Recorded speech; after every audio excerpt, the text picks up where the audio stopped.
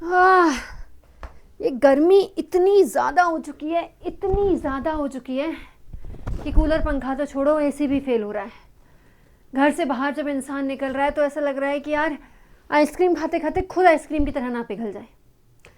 जून का महीना आधे से ज़्यादा बीत चुका है, लेकिन मानसून इतना लेट हो चुका है कि पता नहीं यार अब कब आएगा। खैर, एल नीनो के बारे में तो मैं तुम्हें पहले ही बता चुकी हूँ, जिससे तुम्हें पता है कि मानसून वीक क्यों हुआ। लेकिन यहाँ पर ये जो हीट वेव का सामना हमें करना पड़ रहा है ना, इस हीट वेव में एक और चीज़ है जो जहर बन करके हमारी हवा में मिल चुकी है। और ये जो हमारी हवा को जहरीली कर रही है ना, ये उतनी ही ज़्यादा बढ़ता जा रहा है, इसकी जो सांद्रता है, इसकी जो मात्रा है, जितना ज़्यादा तापमान बढ़ रहा है। शायद आप लोगों को विश्वास नहीं हो, लेकिन ये जहरीला पदार्थ है ग्राउंड लेवल ओजोन, शोभ मंडलीय ओजोन, बैड ओजोन। आप में से बहुत से लोग ये सोचेंगे कि यार ओजोन तो वो है ना जिसके बारे में बचपन से हमें पढ़ाया गया था कि ये सूर्य से आने वाली पराबैंगनी किरणों से हमें बचाती है, अल्ट्रावायलेट किरणों से हमें बचाती है, तो ये तो हमारी रक्षक है ना, तो ये तो गुड होती है। जी हाँ, आपने जो पढ़ा था वो सही है, लेकिन जो मैं कह रही हूँ वो भी सही है। बात ऐसी है कि आपने केवल और केवल समताप मंडलीय ओजोन के बारे में पढ़ा है, लेकिन जब आप यूपीएससी के अंतर्गत इन्वायरमेंट एंड इकोलॉजी पढ़ते हैं तो वहां पर मैं आपको शोभ मंडलीय ओजोन भी बताती हूँ। और यही वो शोभ मंडलीय ओजोन है जिसकी वजह से 2024 में लगभग 830 से ज्यादा लोगों की मौत हुई। जब हम वायु प्रदूषण की बात करते हैं ना, तो ये जो शोभ मंडलीय ओजोन है, ये एक सेकेंडरी लेवल पॉल्यूटेंट बन करके हमारे सामने आता है। तो चलिए, आज की इस वीडियो में मैं आपको सबसे पहले ये समझाऊंगी कि हीट वेव क्या होती है।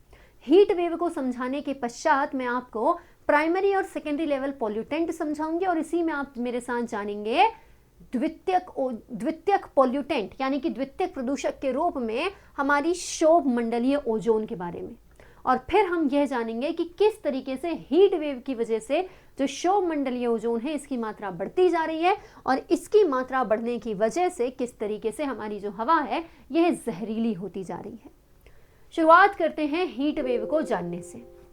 हम सभी जानते हैं कि हमारे यहाँ का जो तापमान है ये अब सामान्य तो रहा नहीं है, ये सामान्य से तो ज़्यादा हो चुका है। तो क्या ऐसे हीट वेव कह देना चाहिए? जी कह दो। लेकिन बात ऐसी है कि कई बार जो लोग कहते हैं ना यार हीट वेव चल रही है, हीट वेव चल रही है, उन्हें पता नहीं होता कि आप इसे सामान्य रूप से तापमान बढ़ने को हीट वेव नहीं कह सकते। हमारे देश में IMD यानी कि इंडियन मेट्रोलॉजिकल डिपार्टमेंट ने ये बता करके रखा है कि आप कब अपने क्षेत्र को हीट वेव से ग्रसित कह सकते हैं और कब नहीं। तो सबसे पहले तो एक बात सुनिए, जो मैदानी इलाके होते हैं उनमें जब तापमान कम से कम 40 डिग्री सेल्सियस तक पहुंच जाए, क्योंकि वहां पे 40 डिग्री सेल्सियस भी बहुत है, तब हम कह देंगे जी कि हीट वेव आ गई है। लेकिन जो हमारे पहाड़ी इलाके हैं जहां पे तापमान सामान्यतः थोड़ा कम ही रहता है, वहां पर अगर तापमान कम से कम 30 डिग्री सेल्सियस भी हो चुका है तो ये 30 डिग्री सेल्सियस का तापमान भी वहां पर हीट वेव बन जाता है। तो बात ऐसी है कि आपके यहाँ का सामान्य तापमान कितना है। आपके यहाँ का सामान्य तापमान अगर असामान्य रूप से बढ़ रहा है तब आप बोलेंगे कि जी हाँ ये हीट वेव है। अब जब अपन बात कर रहे हैं हीट वेव की कि इसको हम अलग अलग क्षेत्र में अलग अलग तरीके से मापते हैं, तो इसके लिए हम थोड़ा सा और गहराई में भी जा सकते हैं। फॉर एग्जाम्पल, ऐसे क्षेत्र जहां पे उस पर्टिकुलर महीने में, उस पर्टिकुलर मौसम में जो सामान्य तापमान है वो ज्यादा से ज्यादा 40 डिग्री सेल्सियस तक ही जाता है या फिर उससे कम ही रहता है। मतलब इस महीने में कोई भी क्षेत्र है जहां पे आप जिस पर्टिकुलर महीने की बात कर रहे हो वहां ज्यादा से ज्यादा तापमान 40 डिग्री सेल्सियस तक रहता है, उससे ज्यादा ना जाता। ऐसे क्षेत्र में अगर जो सामान्य तापमान है वो 5 डिग्री सेल्सियस या 6 डिग्री सेल्सियस से ज्यादा बढ़ जाए, मतलब 40 की जगह 45-46 हो जाए, तब आप कह सकते हैं कि हीट वेव आ गई है। और अगर ये तापमान 7 डिग्री सेल्सियस से ज्यादा बढ़ जाए तब हम कहते हैं सीवियर हीट वेव आ गई है, लॉकडाउन लगा के घर में बैठ जाओ। लेकिन ऐसे क्षेत्र जहां पे 40 डिग्री तो यार नॉर्मल है, जहां पर जो तापमान है वो हमेशा 40 डिग्री सेल्सियस से ज्यादा ही रहता है, ऐसी जगहों पे हीट वेव तब बोली जाती है जब सामान्य तापमान 40 से 4 डिग्री सेल्सियस ही बढ़ जाए, तो उसको बोल देंगे हीट वेव। ये उनके लिए है जिनका तापमान 40 से कम रहता है, ये उनके लिए है जिनका तापमान 40 से ज्यादा रहता है। अब इन क्षेत्रों में सीवियर हीट वेव तब होगी जब ये 40 से 6 डिग्री सेल्सियस या उससे ऊपर हो जाए। इसके अलावा क्योंकि आपको ये सारी चीजें कंफ्यूजिंग लग रही हैं, but if you are UPSC aspirant तो डिजास्टर मैनेजमेंट के कोर्स में तो मेरे से आपको ये सब पढ़ना ही पड़ेगा। एक सीधी सीधी बात है कि किसी भी क्षेत्र का तापमान अगर 45 डिग्री सेल्सियस से ज्यादा हो जाता है तो वहां पे हीट वेव चल गई रे भाई, ठीक है। अगर 45 डिग्री सेल्सियस से ज्यादा तापमान हो गया तो आप बोल सकते हो हीट वेव चल गई, लू चल रही है।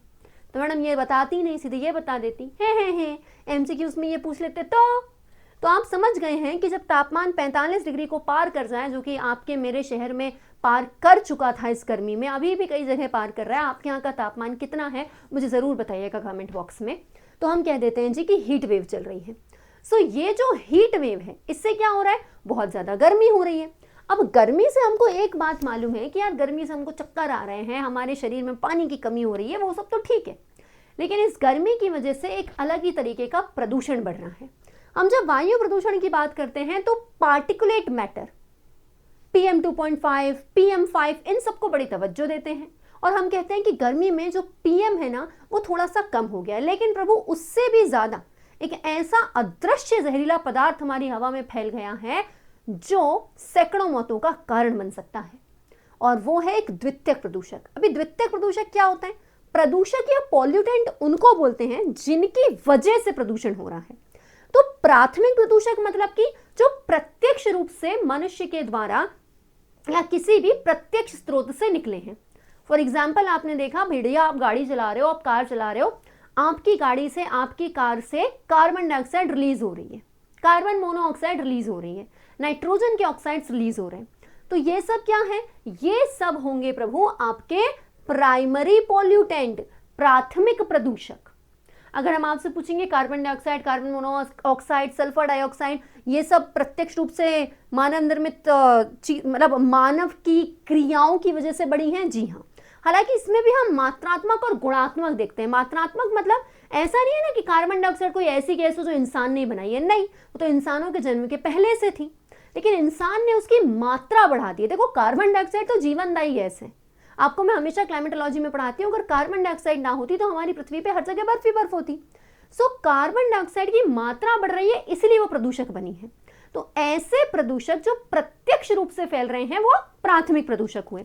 लेकिन ये जो प्राथमिक प्रदूषक है ये जाकर के सूर्य की उपस्थिति में कुछ अभिक्रिया कर रहे हैं और इनकी वजह से कुछ दूसरे प्रदूषक बन रहे हैं।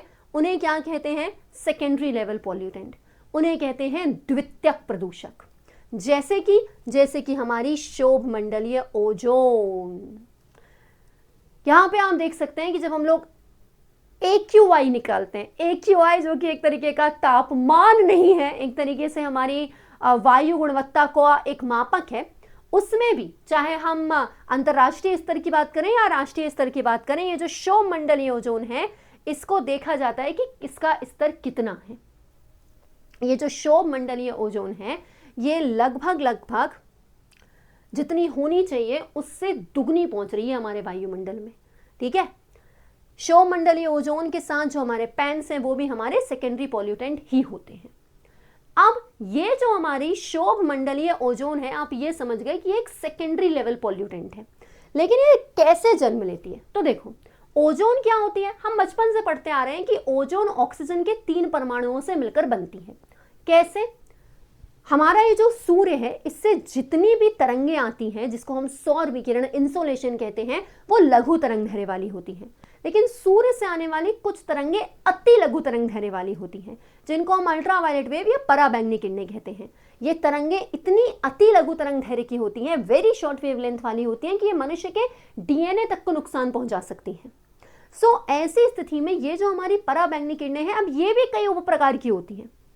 तो इनमें से कुछ पराबैंगनी किरणें हमारे वायुमंडल की जो दूसरी परत है, समताप मंडल, वहां पर उपस्थित ऑक्सीजन को तोड़ती हैं, O2 को तोड़ती हैं, और O2 टूट करके सिंगल O में बट जाता है। अब ऐसा नहीं है कि समताप मंडल की पूरी ऑक्सीजन टूट गई, कुछ ऑक्सीजन टूट गई और सिंगल में बट गई। तो अब यहाँ पर हमारे समताप मंडल में कुछ सिंगल O है, कुछ डबल O है, और ये सिंगल और डबल मिलकर के ये ट्रिपल बन जाते हैं, O3 बन जाती है। मतलब कि ऑक्सीजन ने पराबैंगनी किरण की गोली खा करके पुनर्जन्म के रूप में ओजोन बना ली है। तो ये जो ओजोन है, अब ये कुछ पराबैंगनी किरणों को अवशोषित भी कर पाती है। पराबैंगनी किरणों की वजह से ये ऑक्सीजन टूटी समताप मंडल में, वायुमंडल की दूसरी परत स्ट्रेटोस्फेयर में, और वहीं पर ये ओजोन बनी। ये कुछ पराबैंगनी किरणों को सोख भी लेती है। लेकिन कुछ पराबैंगनी किरणें ऐसी होती हैं जिनको ये अवशोषित नहीं कर पाती ओजोन, जो पृथ्वी की सतह तक आ भी जाती हैं। अब बात ऐसी है कि ये वाली जो ओजोन है ये समताप मंडल में है।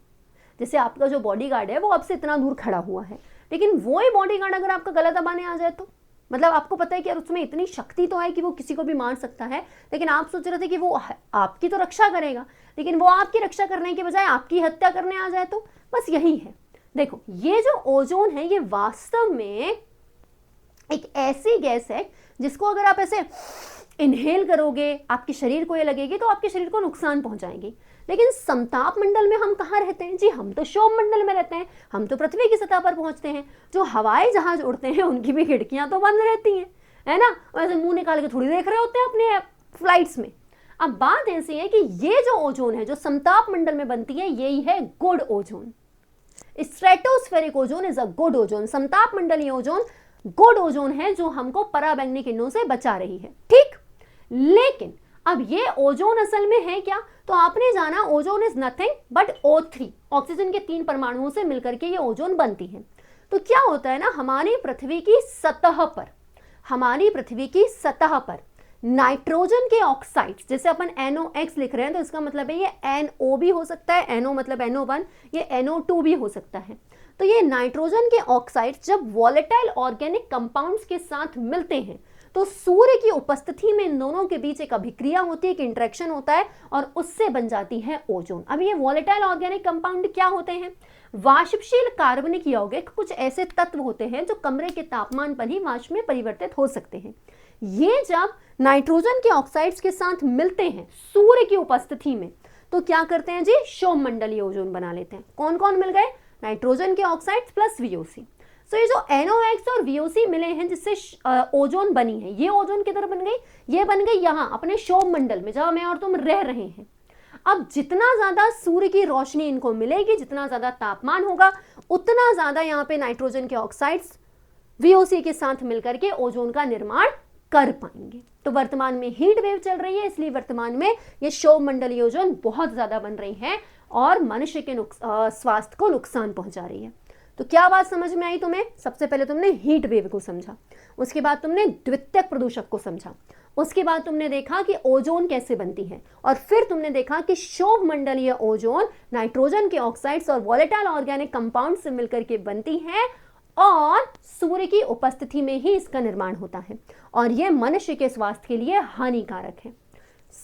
आपको ये जो क्षोभ मंडलीय ओजोन है यह अच्छी तरीके से समझ में आ गई है। वर्तमान में इसके बारे में बहुत सारे आर्टिकल्स आ रहे हैं, करंट अफेयर्स में ये सुर्खियों में बनी हुई है। इसका मतलब एग्जाम के पॉइंट ऑफ व्यू से इंपॉर्टेंट भी है।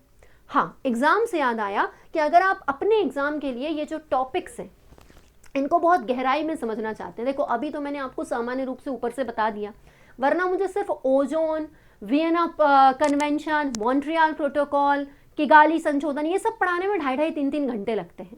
मुझे पूरा पॉल्यूशन वाला चैप्टर पढ़ाने में 4 क्लासेस लग जाती हैं। इसके अलावा हम लघु तरंगदैर्घ्य, दीर्घ तरंगदैर्घ्य सब पे बहुत टाइम इन्वेस्ट करते हैं। हम सीधे सीधे समझते हैं कि भाई तापमान बढ़ता कैसे है, गर्मी कैसे होती है, ठंडी कैसे होती है। तो आप ये सब कुछ मेरे साथ पढ़ना चाहते हैं और इस तरीके से आप चाहते हैं कि टॉपर के रूप में आप उभरें, आपको अनअकैडमी के साथ जुड़ना ही चाहिए। आप जानते हैं कि यहाँ पे 19 जून को हमारा ये जो सब्सक्रिप्शन है इसका ऑफर प्राइस एंड होने जा रहा है। तो महंगाई में सब्सक्रिप्शन लेने से क्या मतलब है, अभी ले लो, आपको जिस ड्यूरेशन का लेना है उस ड्यूरेशन का ले लो। याद रखियो जो डिस्काउंट कोड होगा वो अपूर्वा 23 ही है। अगर आपने प्रीलिम्स क्रैक कर लिया है तो पहली बात तो आपको लख लख बधाइयाँ। कमेंट बॉक्स में ज़रूर बताइएगा कि आपने ये प्रीलिम्स दिया था, नहीं दिया था, कब दोगे। आप मेंस का किसी स्पेसिफिक जीएस का, अगर आप मेंस का ऐसे सब्सक्रिप्शन लेना चाहते हैं तो वो भी ले सकते हैं। और हाँ, हमारा जो हिंदी मीडियम का बैच है ये 22 जून से इंडियन ज्योग्राफी से स्टार्ट हो रहा है। 1 बजे से मैं यहाँ पे इंडियन ज्योग्राफी से इस बैच को स्टार्ट कर रही हूँ। याद रखिएगा discount code is Apoorva 23, APOORVA 23, और कमेंट करना मत भूलना।